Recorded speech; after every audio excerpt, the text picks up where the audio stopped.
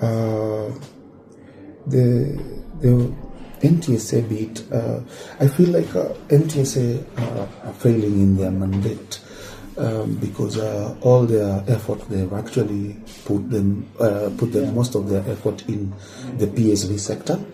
And they've ignored all the other sectors. We see transport involved there. We have the private car owners, we have trucks and everything. And they've also failed to rein in on the issue of accidents.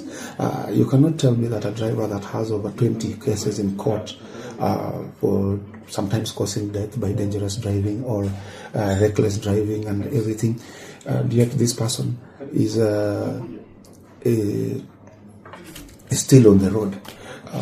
They had a point, a demerit-based system, which I don't think they really applied it, because I've never had a driver had his points demerit. They would do a lot of PR, go to the news, arrest the driver, take them for retesting. But what about the demerit point system and the driving license that they had brought about?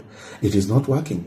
So what happens? How do I know? You see, it takes us now as transporters, like the transport network in Kenya, we have to come up with our own mechanisms. Like right now, we are developing a system of where you can trace the driver, have his backstory, but you see, this is not something that should be done by private citizens. This is something that should be done by the National Transport and Safety Authority.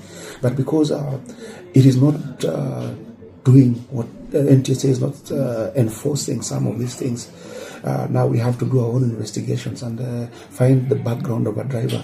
And we are creating a reporting tool on our website where you can request. Of course, we'll have to comply with all the laws about data and everything, but we just have to have a driver's database.